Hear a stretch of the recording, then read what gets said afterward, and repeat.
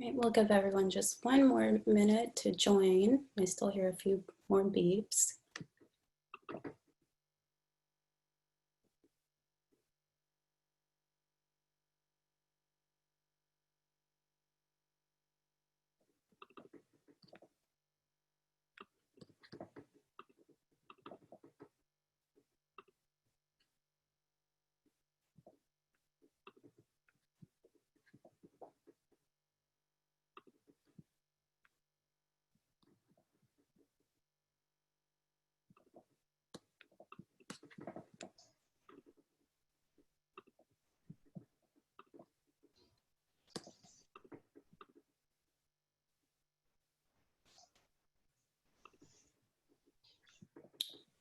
Right, well, welcome everyone to Virginia's first ever Racial Truth and Reconciliation Week. I have a different view because I'm sharing my screen, so I'm gonna unshare my screen just to see if I can get us on the Facebook Live.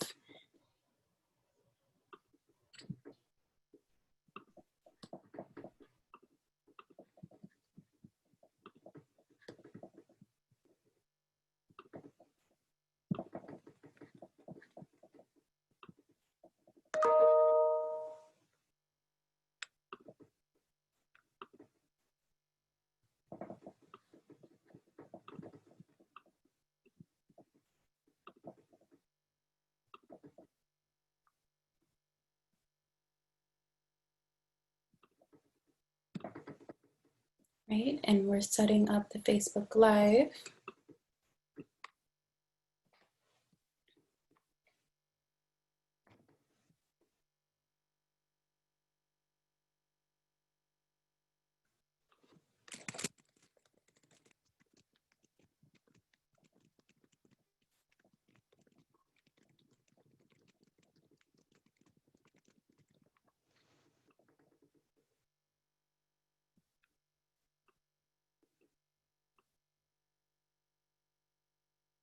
Welcome everyone who just joined.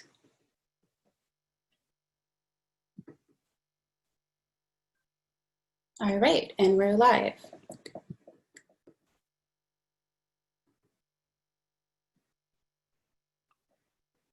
And now I will turn my screen share back on so you all can see the presentation.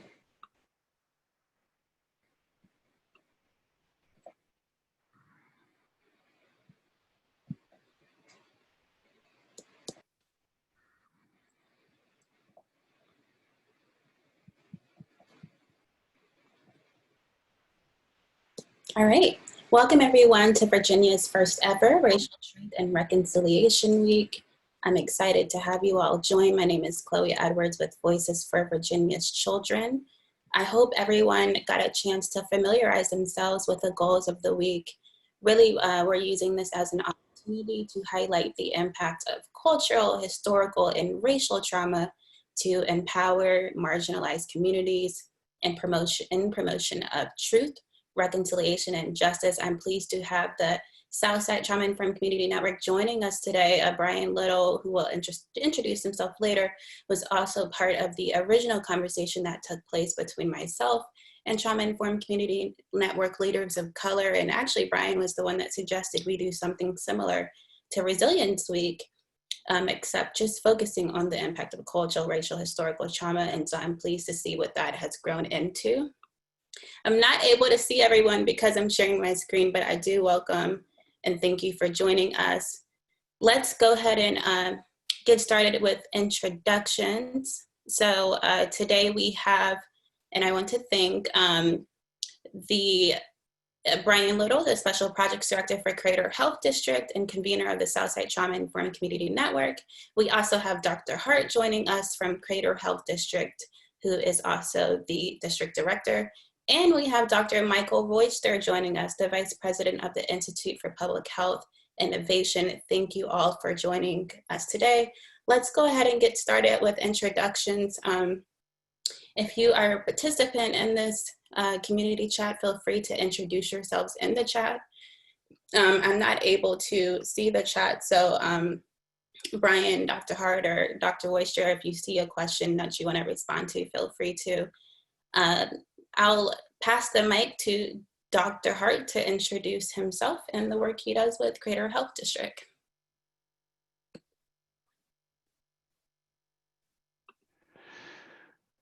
Good morning, everyone, and thank you, Chloe, for the invitation to be a part of today's discussion. And so I want to focus today on fostering healthy, connected, and resilient communities, and so we will move forward. Next slide. I want to go ahead and give Brian Little the opportunity to introduce himself, and then Dr. Royster. Okay, sounds great. Thank you. Good morning, everyone. Brian Little with the Greater Health District and also chair and convener of the Southside Trauma Informed Community Network. Glad to be here today. I'm glad to be one of the original members that kind of helped put things together, as Chloe said, and this has really blossomed into a week of educational learning and experience. So I encourage everybody on the call today to just be able to sit back, relax, and dive into the content that we have to share with you. Thank you. Thank you. I'll pass the mic to Dr. Royster. Good morning, everyone. This is Mike Royster. I'm Senior Vice President of the Institute for Public Health Innovation, which is the regional public health institute serving Virginia, Maryland, and DC.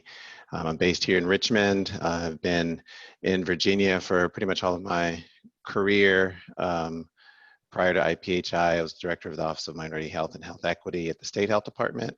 And prior to that, I served as the Health Director in Crater a few years before Dr. Hart. So I'm excited to be here. Thank you. Awesome. Thank you for joining us. I'm really grateful for the work that your organization does. So each of your organizations make a phenomenal contribution to the overall health and well-being of Virginians. I want to give everyone the opportunity to let everyone know, how has your work changed in response to the impact of COVID-19 on communities of color and in response to the trauma affiliated with the resurfacing of police brutality? Dr. Hart or Brian, if there's a slide that you all want me to show when you're speaking, just let me know and I can jump to that slide so that everyone can see it. We'll start with Dr. Hart responding to that question.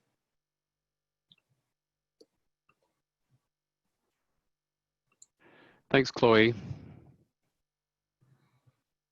I think first I will give some background for our district. The Greater Health District is a multi-jurisdictional health district.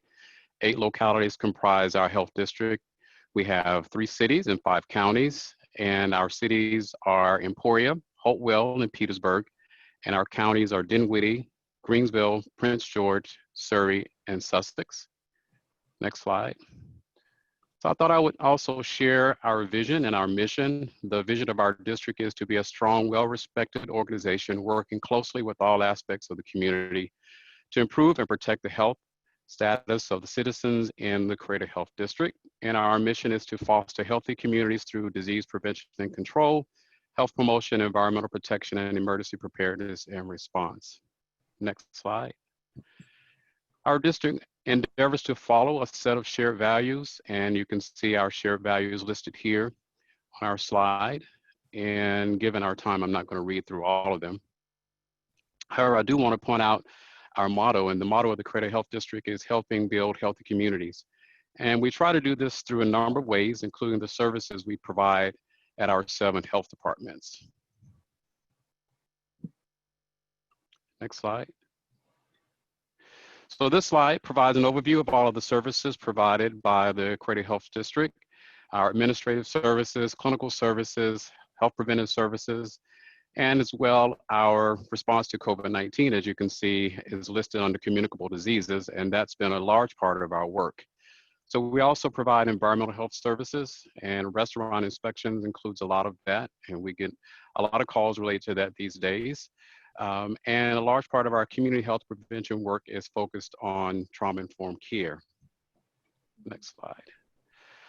So our district is very busy responding to COVID-19. Our team is working very hard to box in or contain the virus in our 8 localities. Our containment efforts involve 3 main strategies: testing, tracing, and isolation.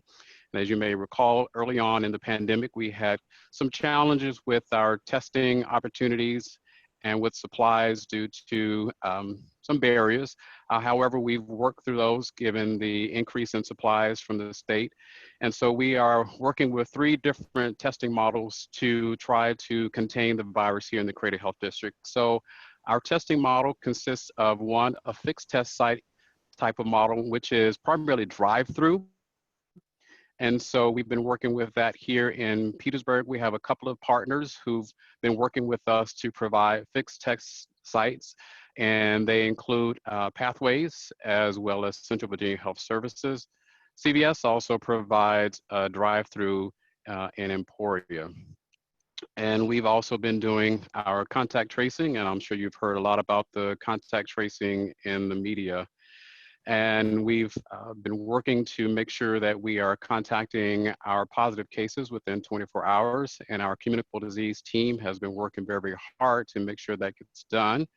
And that's led by our chief of operations, our district epidemiologist, Katrina Safri, and of course, isolation. And we want to make sure that we get those persons who test positive isolated so that we can box in the virus. And just back to testing, I want to say that we are also moving forward with our mobile testing units. Our teams there are going to communities, those most vulnerable communities in our localities. We know that a fixed test site or a drive-through test site is not always convenient because everybody doesn't drive.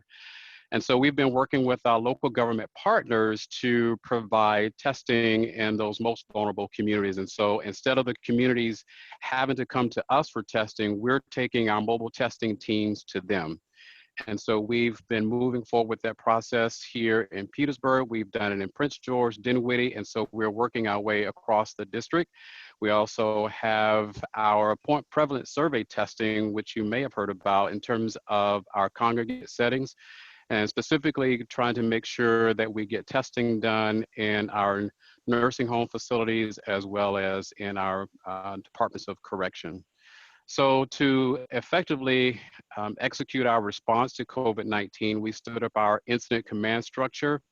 And the incident command structure is a management system designed to enable effective and efficient domestic incident response. And so that's how we've been responding to COVID-19 in the Crater Health District. Again, working with our local government partners to provide testing. We'll also be working with local government partners to increase our contact tracing and working with our local government partners around isolation. And so those are some of the things that we're doing at this present time. Thank you. That have a lot of good examples there of practicing equity in parallel with engagement. Brian, could you discuss the engagement work Crater Health District has done in the past through the Beyond ACEs Summit, the impact of race, culture, and poverty, and how some of that work really seems timely for what we're seeing with COVID-19, but also Black Lives Matter. Also, go ahead and introduce everyone to the Southside Trauma Informed Community Network and what you all do. That'd be great. If we can go back to my first slide, if we could shift for a minute from Crater Health, greatly appreciate it. As you're doing that, I just want to let everybody know the Southside Trauma Informed Community Network actually came into existence in 2016. And they are a network that basically fosters the individual and organizational response to trauma-informed care.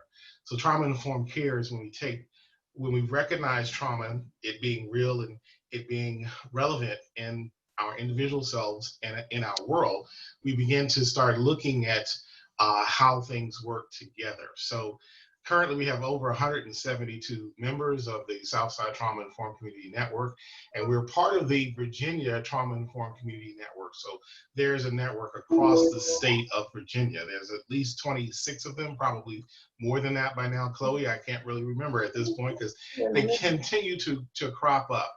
But to Chloe's point, I really appreciate. Yes, we'll go to slide number 2, please. Thank you. As you see here, United Way and the Crater Health District currently manage the Southside Trauma Informed Community Network.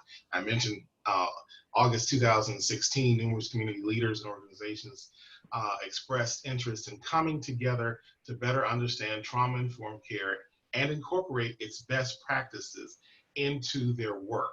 So it's one thing to be trauma informed, which means you understand and know about the trauma, but there's another thing to be trauma responsive.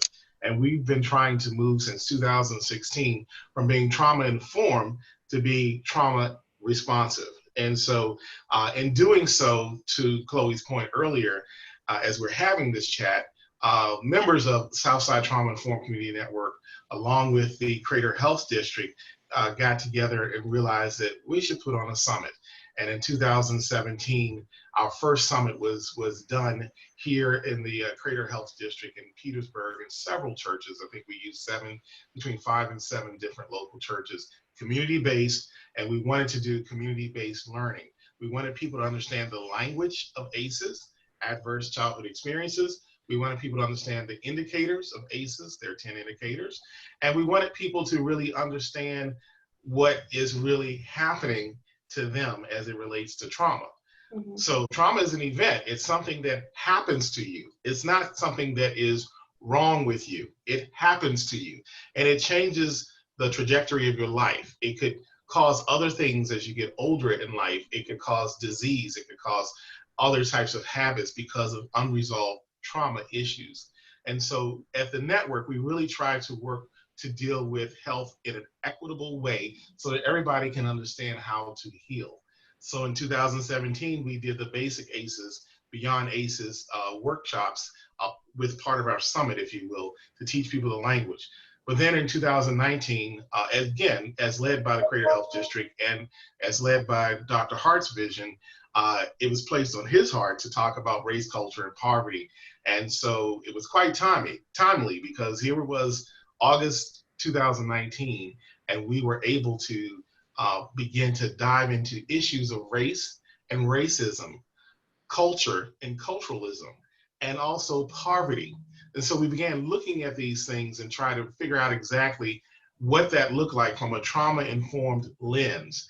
And we had several different speakers to come talk about the isms, if you will, and to talk about how they show up in healthcare, how they show up in buying a home, how they show up in getting jobs, how they show up in where we live, work, and play. And I'm sure Dr. Hart will probably talk about the social determinants of health, so I won't go into that too much.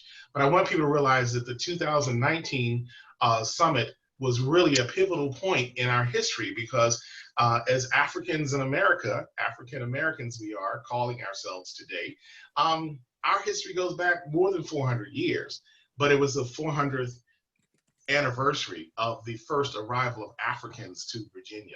So long story short, we were able to really get people to understand what's happening through the lens of race, culture, and poverty. And here we are today, almost a year later, dealing with a pandemic that is controlling and changing the fabric of America. And we see things like statues go down. We see things like people dying. We see people of color dying at a higher rate all across America. And it's interesting because when we look back at the summit from 19 and we look 12 months ahead, we find ourselves paralleling the information we learned from a Dr. Joy DeGruy or a John Richardson Love or Jonathan Wilson Hartgrove. And then we begin to see where these things are really, really happening. So I'm glad to be on this call to talk about that. And we look forward to doing more work in the Southside Trauma Informed Community Network. We are proudly diverse, and we try to do things with an equitable lens so that people get to learn and grow and nurture themselves as we go through trauma responsiveness. Wonderful, thank you, Brian. And I'm a part of the Southside Network and was part of that conference, and it was just, for lack of a better word, simply amazing. Dr. Royster, discuss the Institute for Public Health Innovation and the response of IPHI to the pandemic from a policy perspective, but also a practice perspective through the role of your community health workers, which you uniquely offer to the community to combat health disparities. Excuse me, I'm on mute. Sure, Chloe, I'd be happy to. Just give a little bit more background about IPHI as the region's public health institute. There are roughly 45 organizations around the country similar to ours that are nonprofits that work in defined areas of the country to advance public health and social conditions. IPHI's work is really based on the belief that all people should have the opportunity to achieve their full potential regardless of who they are or where they live. And so our work is really grounded in this idea and commitment to equity. As a public health institute, we have several roles, one of which is an infrastructure and capacity role to support other organizations and communities as they take the lead or need assistance in addressing pressing issues related to health equity. And so we often serve as a staffing partner or as a convening partner to bring entities and organizations and communities together to address health issues. Mm-hmm. The type of work that we do programmatically really falls into, I'd say 4 or 5 different categories. As Chloe mentioned, we're very involved with community health workers in relation to training, as well as model development and working in Maryland and Virginia on certification. I'll come back to community health workers shortly as well. We work with partners on community health assessment and health improvement planning to identify and address the priority issues that communities have, and often work in a backbone role to help support the implementation of those initiatives. On a similar effort, we are also just recently reconvened Virginia's statewide immunization coalition. And so we're working diligently on that, which obviously will tie into COVID-19 as well as other immunizations. And also, ties into our role as a backbone convening type entity. We are very involved in policy related issues, which are critical to equity, looking at issues such as food policy, healthy community policy, and the broader kind of umbrella of the idea of integrating health and equity into all policies so that regardless of the sector that's involved, they're thinking about how their policies affect health and equity. And then I think one of the other areas that we're very involved in and is becoming more and more relevant, and certainly relevant to this conversation, is the training and technical assistance that we provide related to promoting equity and health equity. Our work is really being done nationally, working with a number of partners around the country to provide training and technical assistance, as well as within our region, currently working with partners in the Prince William County area, the Charlottesville area, and with the Cameron Foundation based in Petersburg to support their partners and coalitions in terms of having an intentional focus on equity within their work. And so our efforts have obviously changed in a number of ways with COVID-19, as well as the issues around police brutality and the uproar related to recent deaths. First and foremost, because of the pandemic, we've really gone virtual, as everyone else has during this time. And what that has meant is that much of our training and technical assistance now is being done virtually over extended period of time, working with our partners. In fact, we're in the middle of a 4-part equity training workshop with early childhood and health partners in Ohio that are part of a statewide coalition, as well as ongoing training and technical assistance with the Cameron Foundation right now. We are definitely seeing an increase in interest in organizations and communities around addressing equity, which obviously is going to be critical in the long term, and to effectively build on the momentum that we have now that, if we're not very mindful and intentional, that momentum could wane.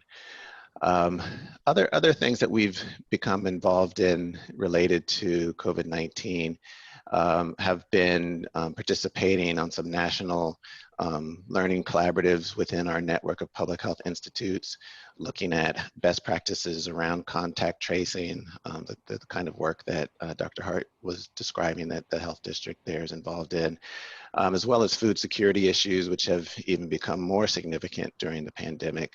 And then also how equity can be integrated into responses to the pandemic, from testing to access to PPE to, now we're seeing issues around returning to school, and with how education can be provided in an equitable manner across race and class and other dimensions of equity. Another piece of work that we have become more engaged in as a part of our role as a public health institute is working right now in partnership with the Fairfax County Health District as they ramp up their contact tracing efforts. As their partner, we're in the process of hiring over 300 contact tracers and related staff that will be based in the health department there and working directly in terms of, as Dr. Hart described, following up with folks who test positive, as well as their contacts to isolate and quarantine them. And then we're also providing core training for them to carry out those roles effectively. In relation to that work, we're also supporting the health department in Fairfax County to hire 70 plus community health workers who are the health department is very intentionally hiring them in order to work with communities of color and immigrant communities who we know are facing significant challenges related to the pandemic, and to help them address various issues from food to housing to other resources that they may need. And so those community health workers are being hired from those communities with the same backgrounds as the folks that they'll be serving, in order to have that connection culturally, as well as be a peer-peer relationship that can be really supportive. Mm-hmm. Just to add another comment related to the community health workers is that we're finding that much of the community health worker efforts are done and most effective in person, building interpersonal relationships, and that's obviously a challenge during this time. Our community health worker projects, for the most part, have gone to virtual interactions with their clients, which does present certainly a relationship challenge, although our folks are trained very extensively in building effective relationships, and so they continue to provide that work. And not surprisingly, they're seeing increasing challenges related to their clients having access to food, housing, as well as accurate information about the pandemic and how they should respond accordingly. So those are some of the things that we're involved in and how they've changed, and some of the real world experiences that we're seeing people face as a result of the pandemic. Thanks, Chloe. Awesome, thank you for sharing. So this question is going to be directed to Brian. We know that adversity has a negative impact on child health and well-being, and this follows individuals into adulthood. However, the cure to trauma is resilience. How is the work you do responding to that? And let me know if you need to reference any slides. I do. If we could refer to slide probably number 6, I think. I had some notes in between the slides, so I apologize for that.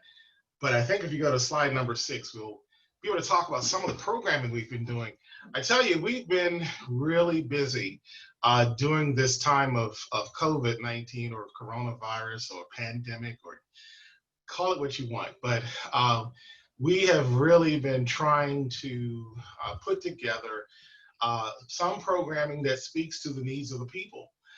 Whether you are a professional who is going through trauma-informed responses.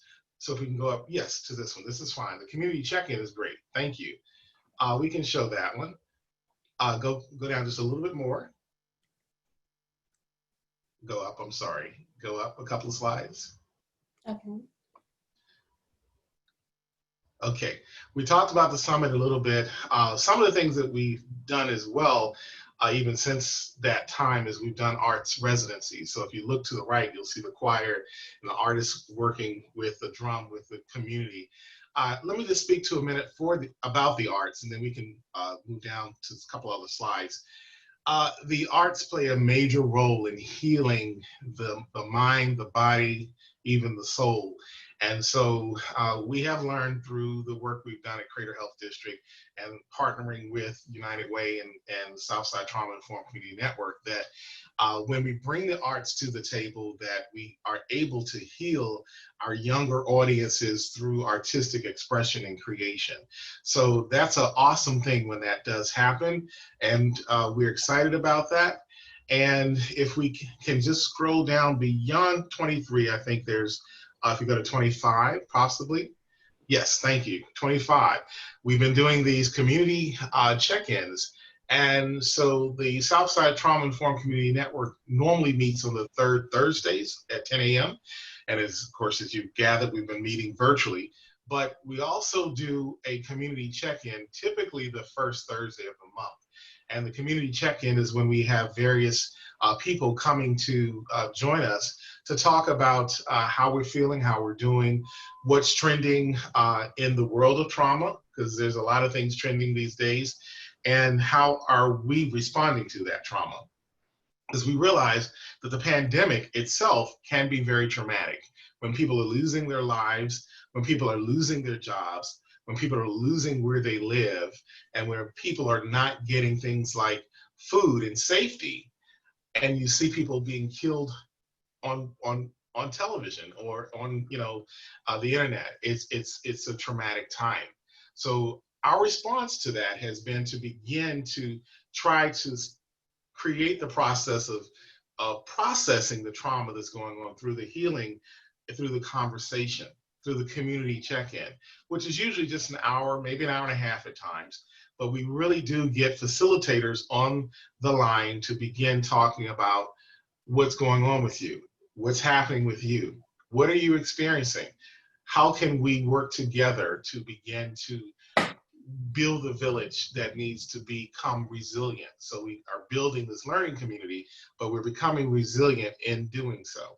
So that's what this community check-in does. One of the things we did earlier in the summer is we showed the movie with Daryl Hammond and Cracked Up. And I wanted to show this because I want people to realize that even though there's a pandemic, there are people that still have addiction that are responding in their way to the pandemic, to the trauma that they're experiencing, because what we're experiencing could be a trigger for those people who have challenges with addiction.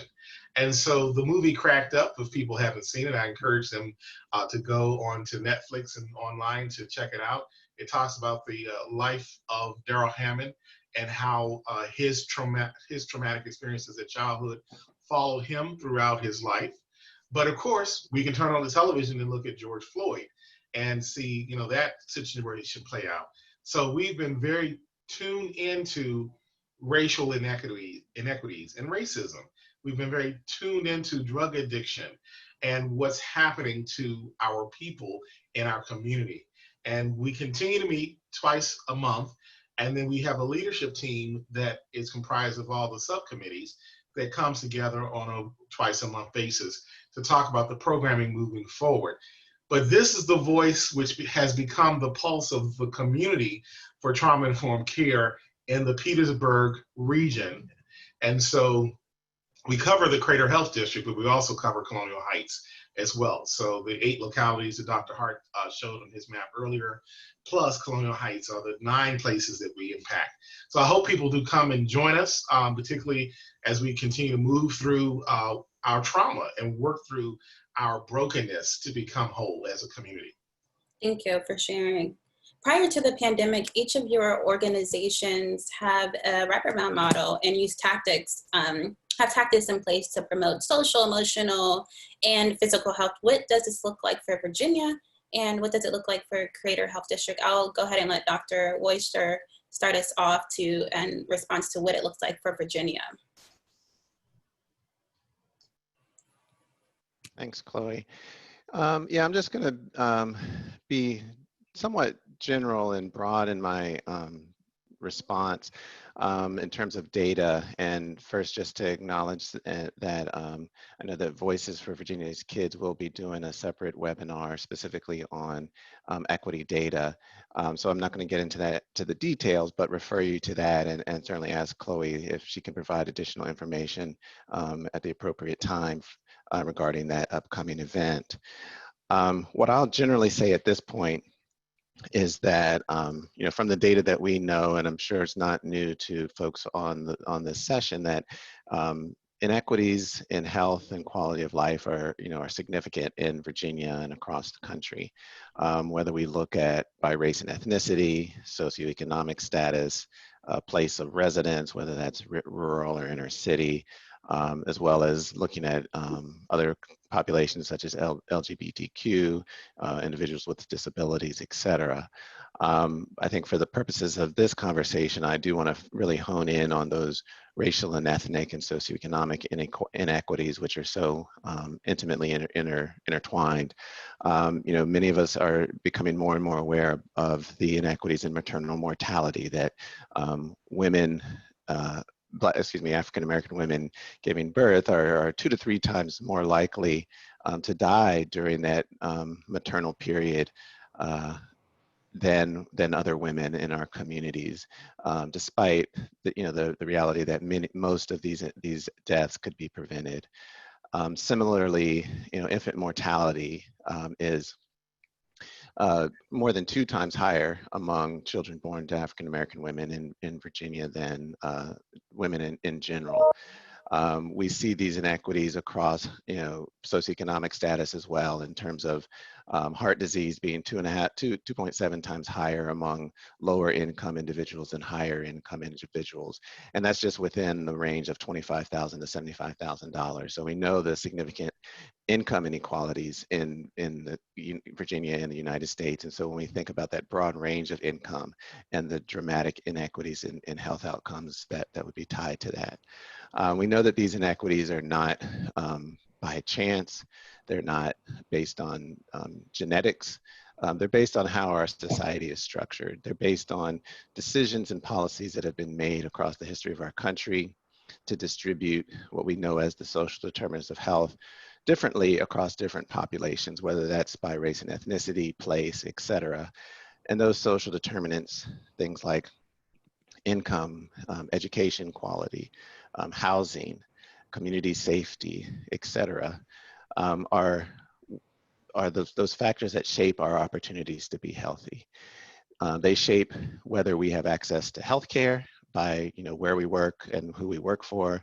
They shape our health behaviors in the sense that if we don't have access to healthy foods, it's harder to eat healthy foods.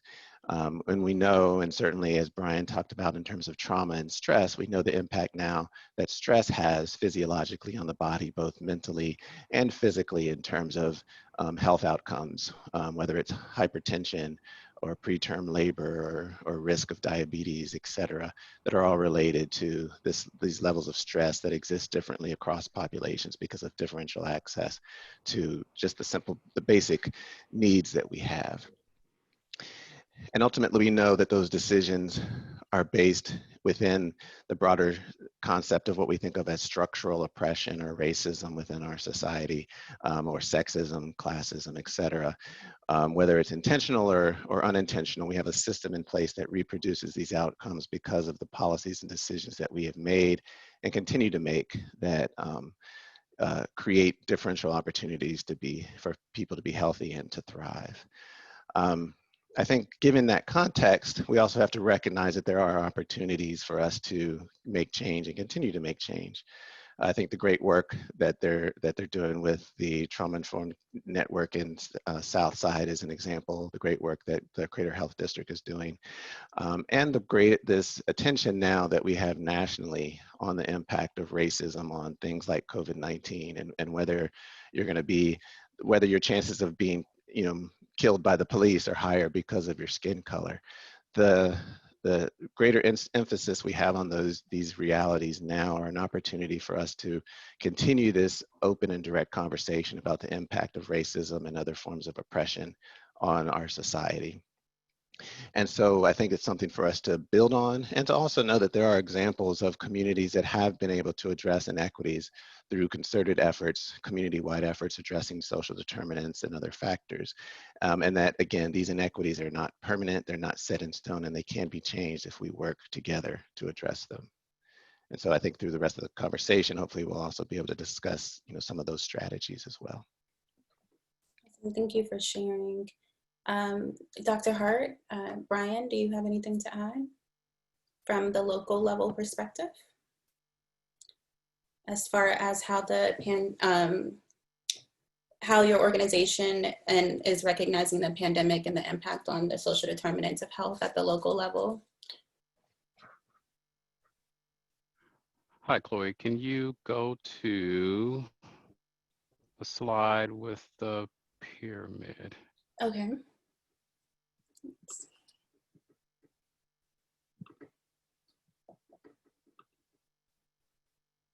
Great. So before I jump into discussing the social determinants of health as it relates to the Creative Health District, I really want us to take a quick look at this slide. Our district has focused on the social determinants of health, or highlighting the significance of socioeconomic factors, because these factors have the greatest impact on health, as you can see on this slide from the Centers for Disease Control, Dr. Frieden. It's not that the other factors on this pyramid are not important. It's just that they don't have the same impact on health as the social determinants of health. If you can move to the next slide.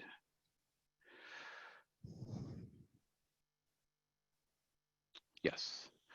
So when we look at the social determinants of health in the Creative Health District, we look at them in the context of the county health rankings and roadmap model.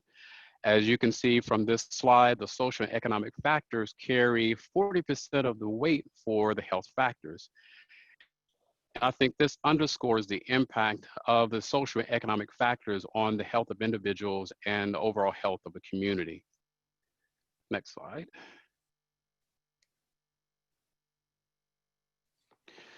Since 8 localities comprise the Creative Health District, I thought I would provide this overall picture of the social determinants of health by highlighting 2 localities in Crater, one urban area and one rural area. The city of Hopewell in the northern part of the district, and Greensville in the southern part of the district, touching the North Carolina border. So starting with the city of Hopewell, the slide shows the socioeconomic factors from the 2020 county health rankings and roadmap. Given our time, I just want to highlight a couple of the factors. One, the percent of children in poverty, 31%, and the number of violent crimes. And I think Dr. Royster mentioned economics and safety in his discussion. So I've highlighted these 2 factors because the potential role they play or can play in creating an environment for adverse childhood experience or childhood trauma to occur. So we know that high levels of poverty can create significant stress in a community and result in a major amount of individual and community level trauma. And I'm going to move to the next slide. And so this slide shows the socioeconomic factors for Greensville County. The percent of children in poverty is high in this rural area, not as high as the selected urban area, Hopewell, but still high. And the number of violent crime is 123, not as high as the city of Hopewell, our selected urban area. So last, I want to point out that the differences in these 2 localities, when you look at the economic ranking, so Greensville has a higher ranking, 114 compared to 125 for Hopewell. So as I shared, when we have looked at, many of the localities in the Creative Health District, unfortunately, many of our localities rank at the bottom of the county health rankings. And so when we really dive into the data, and the reason why I started with the pyramid is because when we look at the socioeconomic factors, the social determinants of health, where we live, learn, work, and play, and pray, it's important for us to recognize the impact that these variables have on the overall health of a community. And so we recognize, again, going back to the slide with the pyramid, it's not that the clinical factors are not important, it's just that they don't weigh as much.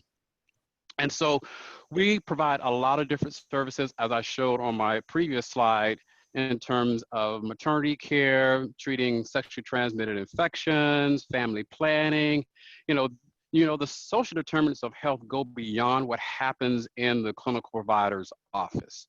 And so how do we begin to get down to the root of what is impacting the overall health of the community? And that's why we have zeroed in on the social determinants of health.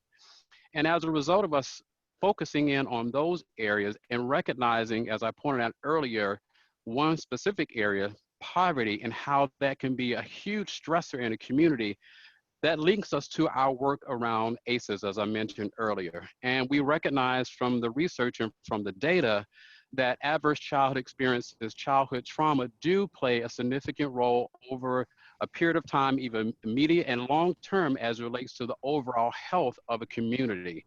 And so when we look at inequities and inequalities in health, we have to look at these variables in terms of how they impact a community. And as Dr. Royster mentioned, racism is a very important social determinant of health. It's not included in the county health rankings. However, we feel that it is a very significant part of contributing to the overall health of a community. Because it may have impact on educational system, it has impact on employment, it has an impact on poverty. And so these structural entities, as Dr. Royster mentioned, are extremely important. And so I think it's critical for us to, in this conversation around inequities, to focus in on the social determinants of health, because in order to change those, it really changes our conversation to begin to focus on policy. How do we begin to unravel and pull apart those structural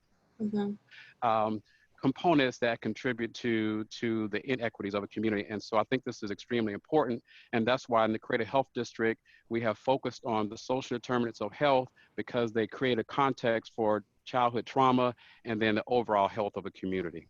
Thank you. Brian, do you want to elaborate on those 4 R's, how direct practices through the 4 R's can respond in a trauma-informed care way? And then we'll let Dr. Royster elaborate on some equitable policies. Sure. First, we have to realize that trauma is real. It is, as I said earlier, event. It's something that happened to you. Once we realize that, we need to recognize where it is, recognize how we have begun perhaps processing it or looking at it, or maybe oftentimes when people experience childhood trauma, particularly, it gets embedded in their memory, but it doesn't get acted upon until much later.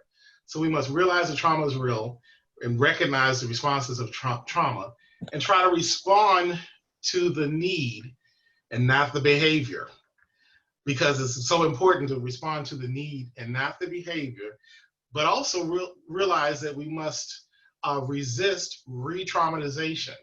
So for many of us, and I say us because we all could be impacted, that are going through what we're going through in America today, whether it be the death or the famine of people not eating or people not having employment or not having a roof over their head, those things can be re-traumatizing. They could really fit into those 4 R's. But the model that we have before us, I wanted to talk about is the Building Community Resilience Model 2.0.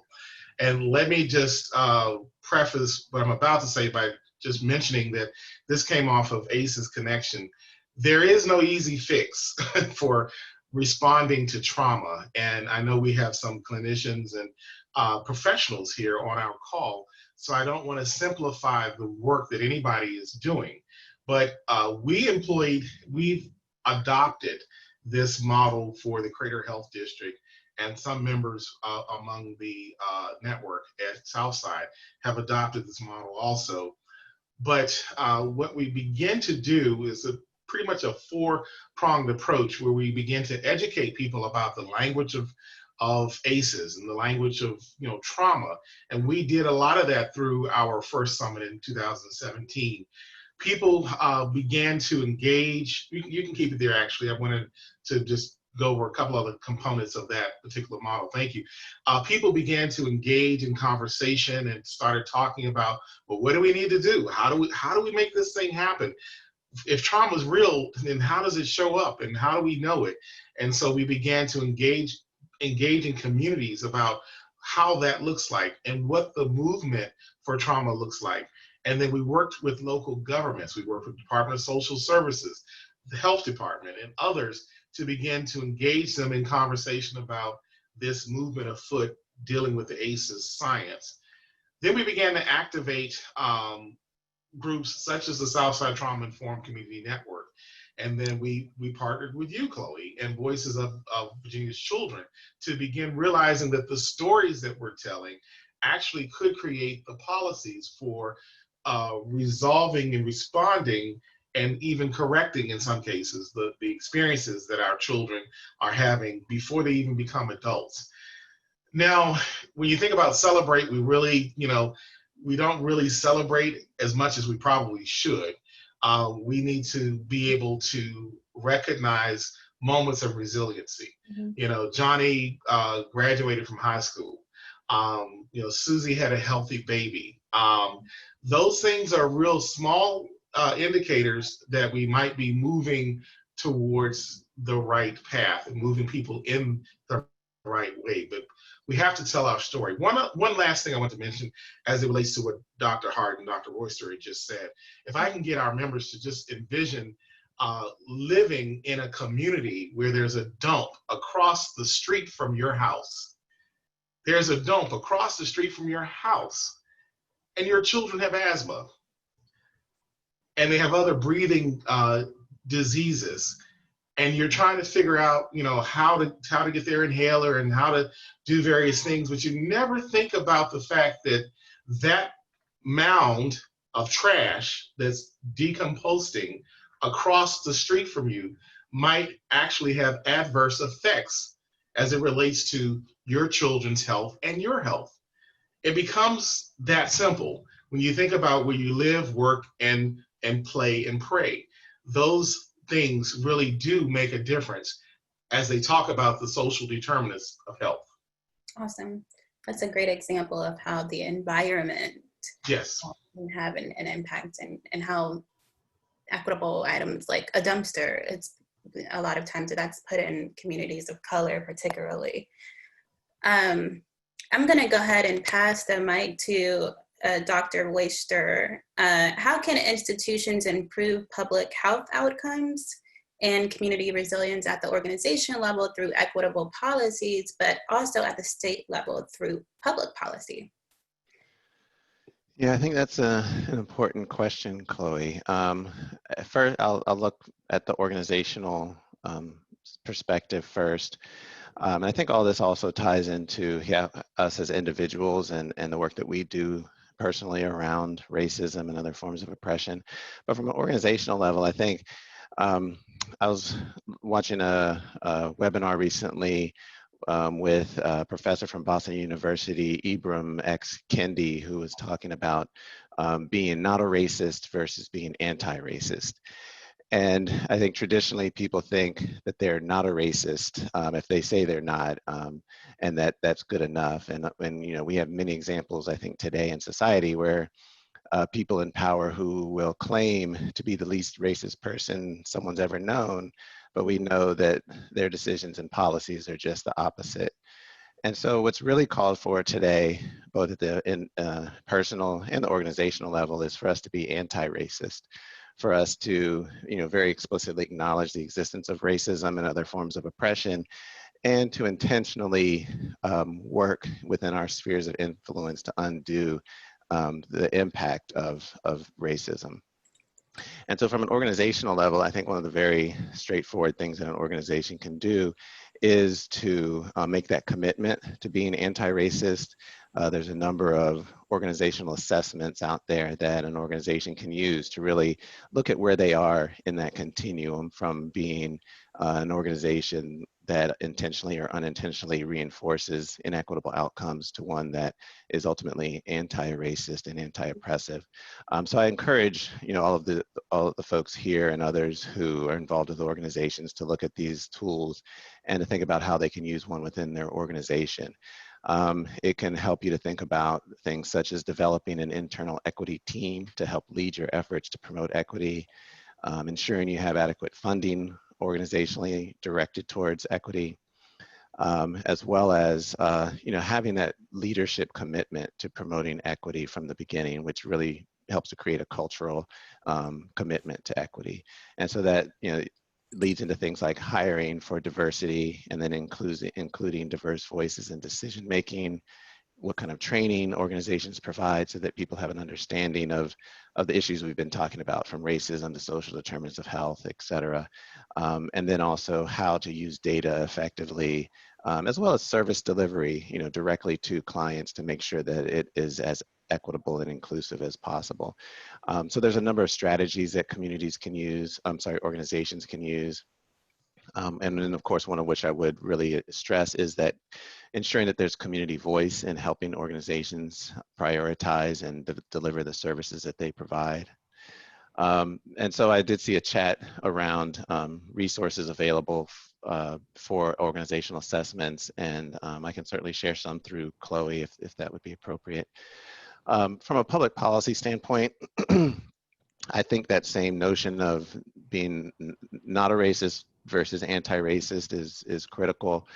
Policymakers, the influence that they have, one, recognizing that that policies that are made, legislative policies in particular, can have far-reaching effects on health and quality of life, and have unintentional effects sometimes that can reinforce inequities. And so I think from a decision-making standpoint at that level, it's critical to really understand and analyze the impact of those policies.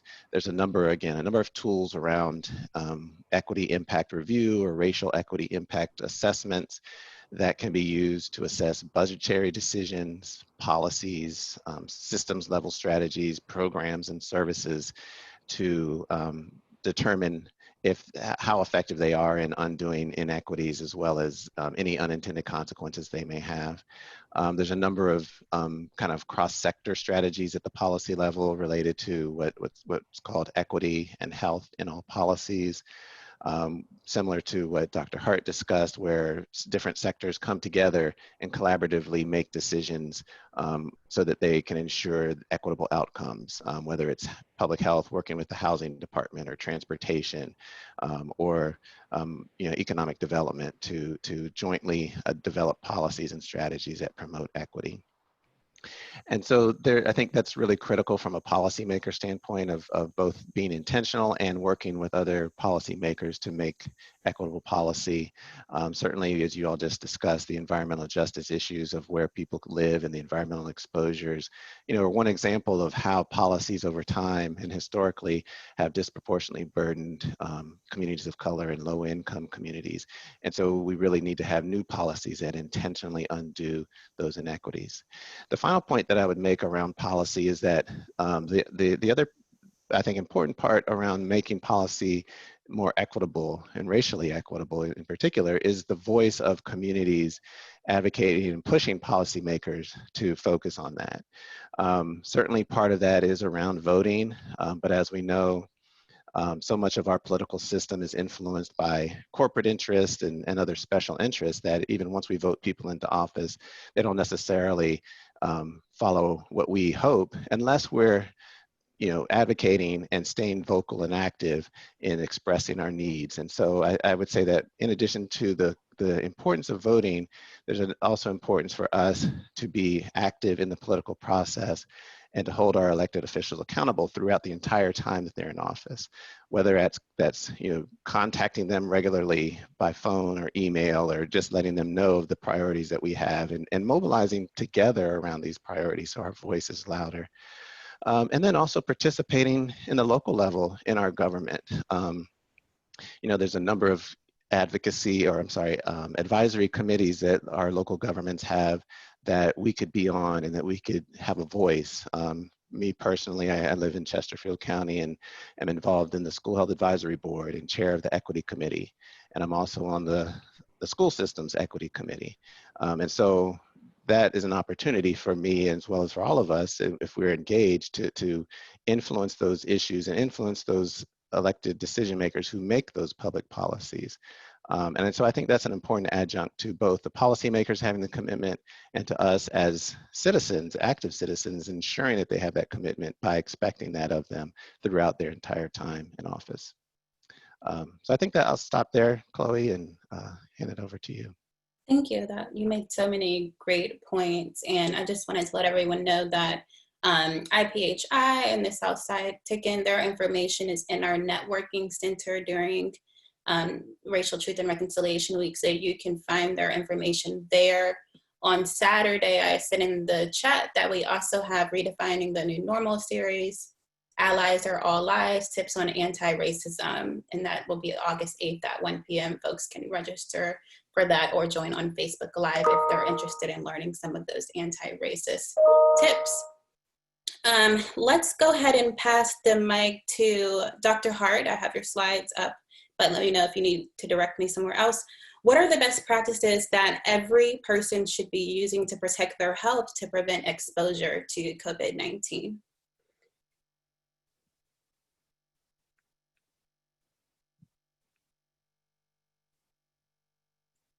Dr. Hart, are you still with us? Yes. Okay. I had to unmute myself.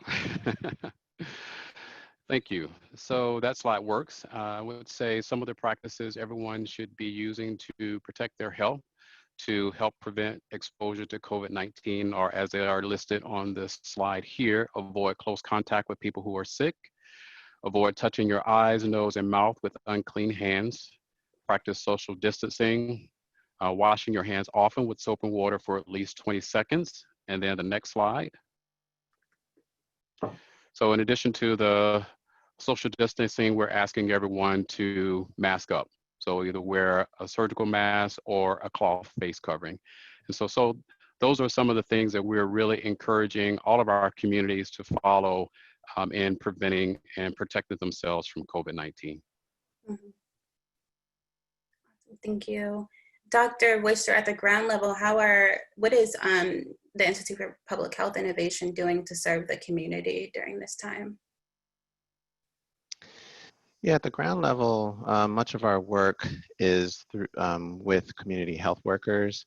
Again, I'm not sure if I defined them earlier, but community health workers are folks from communities who are provided training and support to serve as advocates and liaisons between their neighbors and healthcare and human service entities, as well as to be advocates for their communities. And so we both administer and support other organizations that run a number of community health worker programs, some of which focus on things like asthma, heart disease, HIV, et cetera.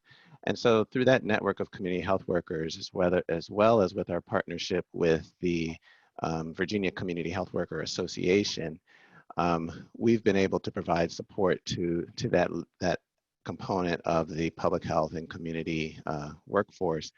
And so really the roles that they play, I think, have been really critical both before and during the pandemic, of working with communities that face inequities, as we talked about, and helping their clients to navigate both their health issues as well as the social issues that they may face. So they will often link their clients to services to help them, pay their rent. If they're having a limited access to food, to connect them with the food pantry or other resources that can support them, helping them to identify job training, and in particular during this time, also helping them to understand how to be safe during the pandemic. What are some of the personal guidelines that they should follow, as well as how they should, how safe is it to go outdoors, and how to be safe when you're outdoors, whether it's a mask and physical distancing, et cetera. And so, as I mentioned earlier, we're also seeing, a greater increase in challenges that our clients are facing, not surprisingly, because many of them are from lower income communities and also facing significant health problems. And so there has been a greater need to work with those clients to help them identify resources, as well as to be a social support to them, which is just another critical factor in terms of people's health and well-being, to know that they have people there to support them. And so that's been something that we've been really involved in. And that work also has translated into our work with organizations and policymakers around decisions, making equitable decisions, using equity impact tools, et cetera, within the context of what we're seeing within COVID-19. The other piece that we're noticing is that many of our community health workers are facing similar challenges, because many of them are from the same communities that they're supporting.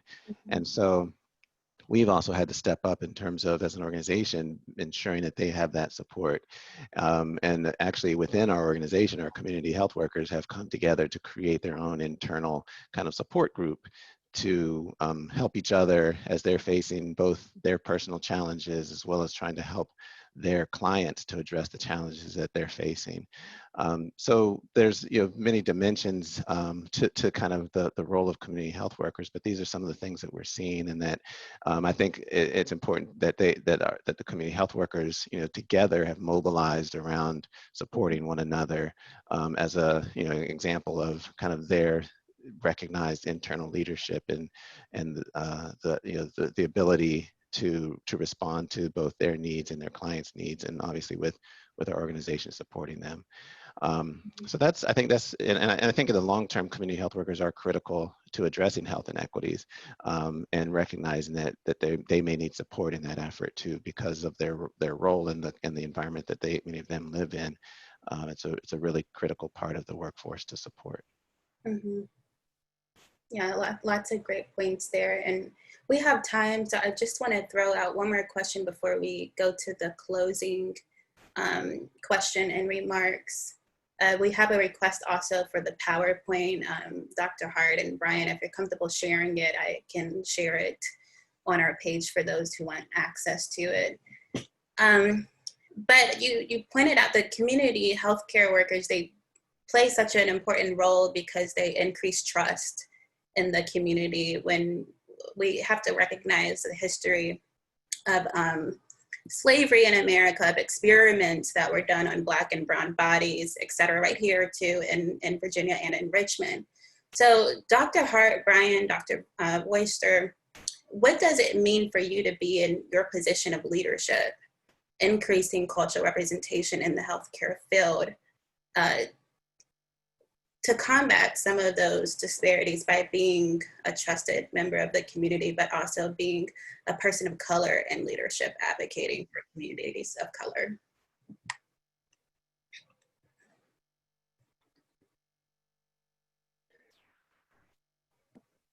I guess I can go first. Yeah, I think it's a critical time that we're in. And, I feel like as a part of an organization that's really committed to equity, that the work that I do, hopefully can help to really draw attention to and address racial inequities, as well as other inequities that people in communities experience. I think being a physician is certainly a benefit in the sense that physicians, are oftentimes seen as people who can share trusted, evidence-based information, and being able to then, talk about the evidence and the information as Dr. Hart did, that it's more than, simply what we eat and what happens in the doctor's office, but there are these broader factors around the social determinants of health and the determinants of equity, being racism, et cetera, that have a much greater influence on our health. And so being able to be in that position of to draw attention to that, as well as as a Black man to have the I think the life experience and that personal concern around not only me, but my children. You know, I have two sons, 18 and 16, and a 13-year-old daughter, you know, all of whom I have to think about in terms of, you know, how they're treated and how they will be treated in this society. And knowing that there's many other people like me, regardless of their, you know, economic or educational background, who have similar concerns. And so being able to bring that kind of combination of having the hopefully, you know, or as perceived level of um, of legitimacy to what I say, and to having that personal experience, I think can hopefully, you know, I see it as a way to hopefully help to address the inequities that are out there through the position that I have. I think I would, you know, in addition to that, just draw attention to, particularly in the work that we do, talking about, you know, how different people are perceived, that while as a physician I may be seen in a certain way, you know, we have to also recognize that expertise doesn't just come through a degree or formal education.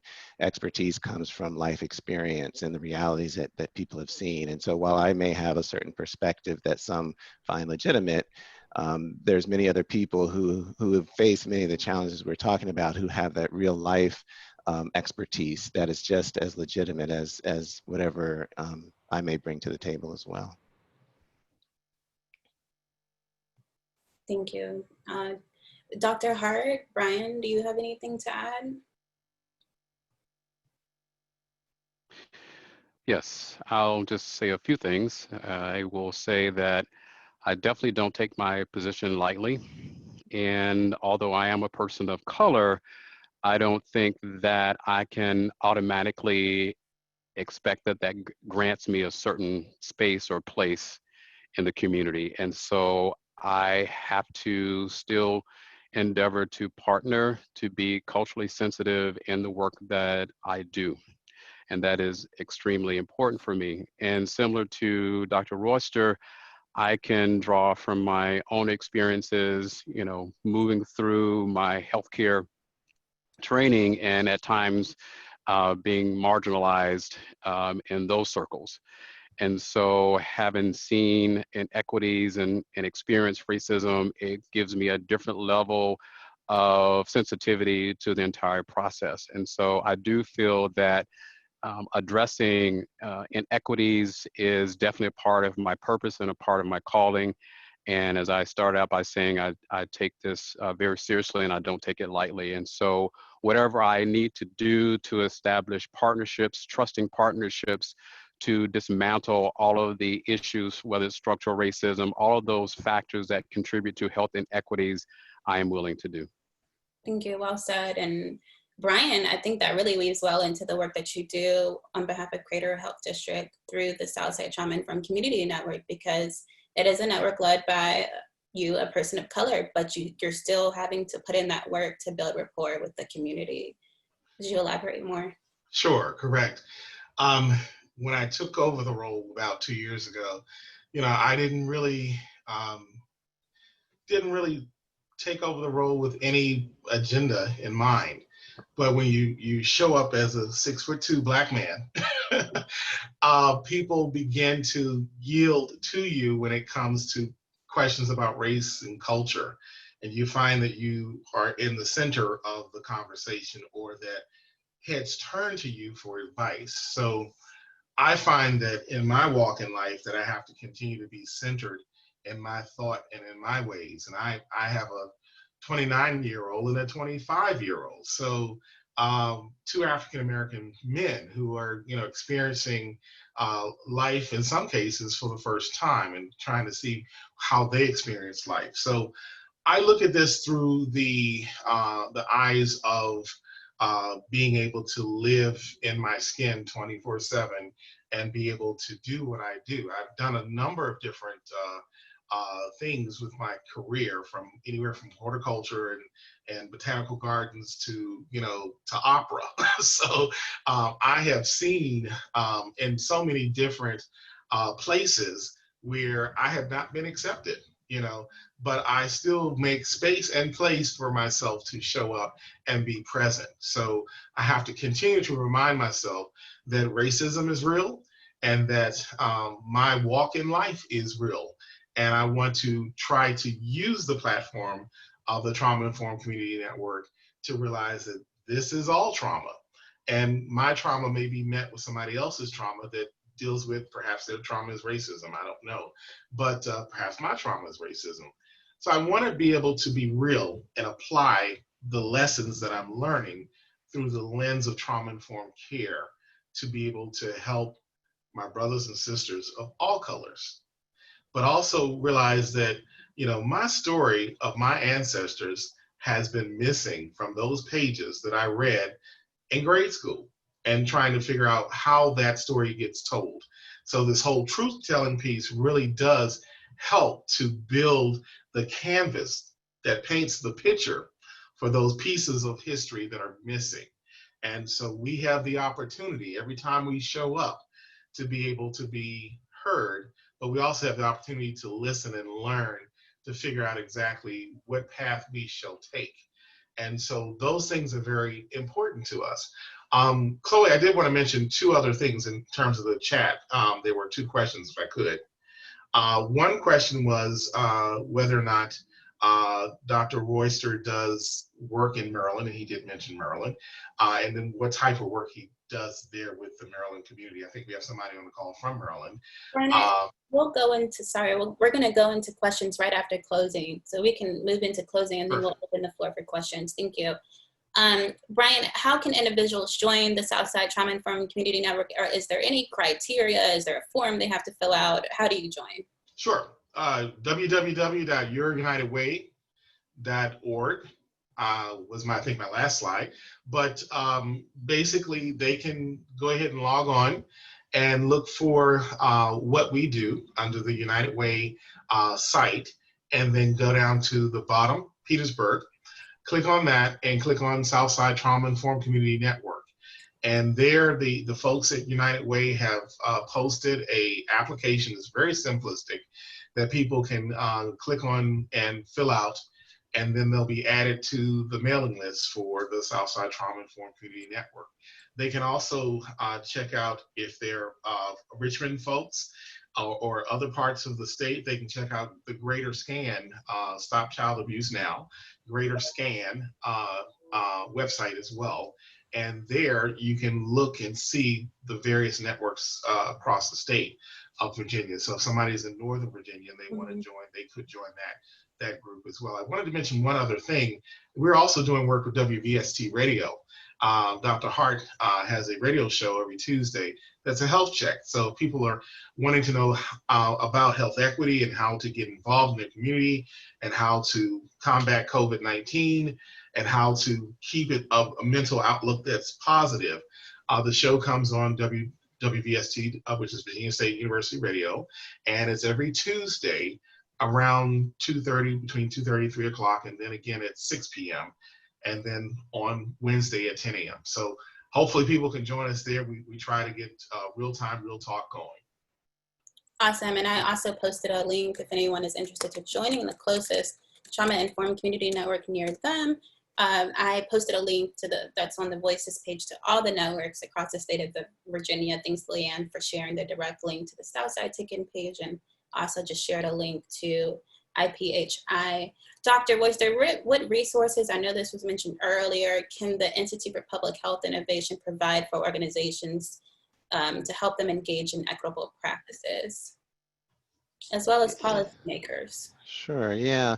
A lot of the work that we do is providing training and technical assistance to organizations, coalitions, partnerships around how they can effectively integrate an equity lens into their work. So it extends from developing a common understanding of equity, understanding racism and other systems of oppression and how they shape inequities, community participation and power, communicating equity to stakeholders, and then how to actually develop intentionally equitable policy. So we look at, some of our training focuses on issues around organizational assessments, as I talked about earlier, and then how to translate that into organizational strategies to to be an equitable and anti-racist organization. We also work with policy and decision makers on understanding equity and then using intentional efforts to create equitable policies, whether it's using, doing a review of individual policies to see how they affect equity, all the way to developing kind of systems level structures where governmental and other partners work side by side in what's called equity and health and all policies approaches to collaboratively develop policies and processes and programs that are very intentional about promoting equity. So through our work as an organization, we support various partners in doing that work. We also provide training and technical assistance on developing community health worker programs so that at the grassroots level, there's that connection with communities and supporting them directly, as well as building their voice to advocate for issues that affect their lives and the communities that they live. And this work, as I mentioned, is across Virginia, in Maryland, and in DC. And so we've done similar kinds of things across the region. And our website provides more detail, and I'd be happy to talk with folks if I don't know if they've access to my email or what have you, but could certainly provide information as well as needed. Thank you. And Dr. Hart, I know you mentioned some tips a few minutes ago of some action steps that community members or organizations at the community level can take to ensure low to moderate income communities survive COVID-19. Do you have anything else to add? I would just say, just following the practices that I mentioned earlier in terms of avoiding close contact with people who are sick, avoiding touching your eyes, nose, mouth with unclean hands, practicing social distancing, and of course, washing your hands. And again, we're really encouraging everyone to mask up. Research is showing us that wearing a facial covering is extremely effective in terms of protecting individuals from COVID-19. So this is truly a public health practice. This is not political. And so we really want to encourage all communities of color to mask up. Now, is there any practical ways that individuals who may not be able to afford a mask can access a mask or make a mask? Yes, so we actually have instructions. You can go on the VDH website, CDC website, and it will give you instructions on how to construct your own mask. Awesome. Absolutely. Yes. Well, thank you all for joining us today. We'll go ahead and open the floor up to any questions. We have about 10 minutes for questions. So does anyone have any questions they would like to ask?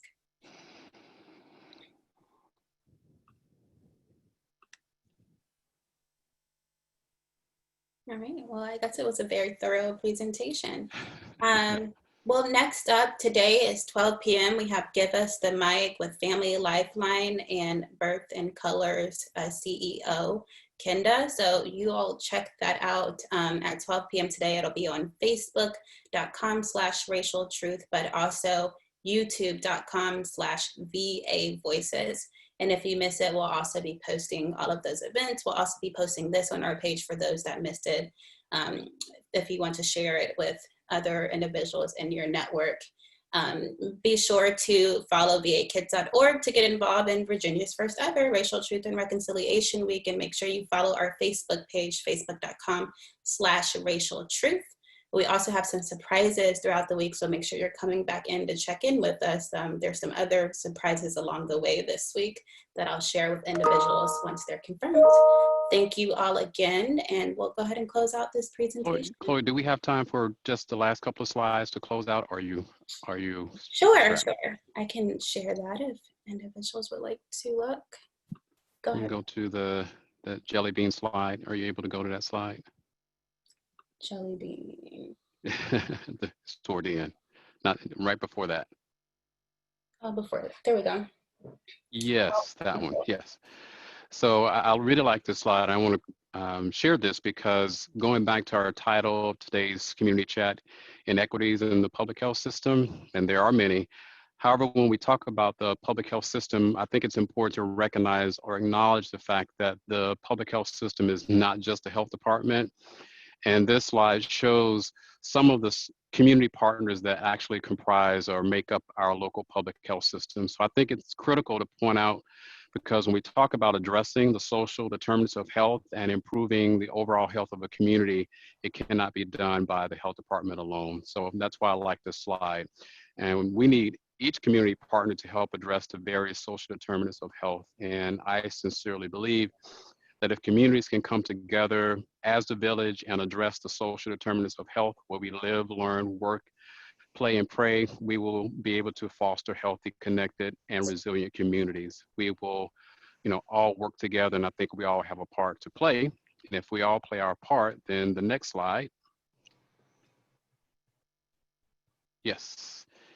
If we all do our part and work together, then all of our communities will be able to rise like the butterfly in this mosaic, which was created by high school seniors at Petersburg High in 2017 during that summit. So I just want us to come together, and I admonish all of us to come together, to work together and help our communities rise together. So thank you for that time.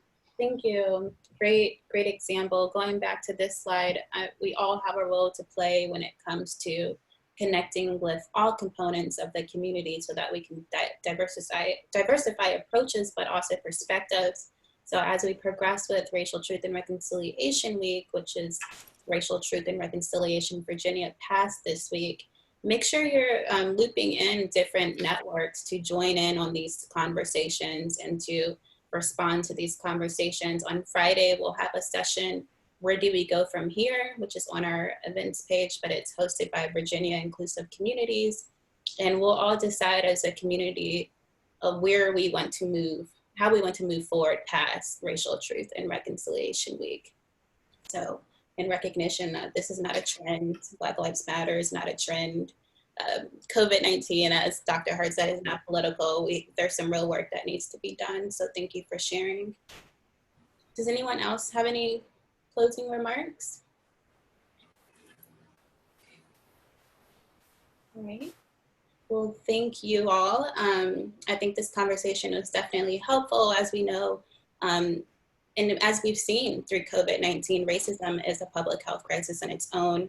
So looking at all of these components of the public health system that Dr. Hart has shared with us can really help guide our lens as we work to move forward in an intentional way to correct the wrongs in truth and reconciliation and acknowledgement of our state and country's history. So welcome to, again, Virginia's first ever Racial Truth and Reconciliation Week. If folks have individuals they want to follow up from this presentation, email chloe@vakids.org, chloe@vakids.org. You can also visit vakids.org for more information throughout the week. Have a blessed day, everyone. Thank you, you too. Thank you. Thanks.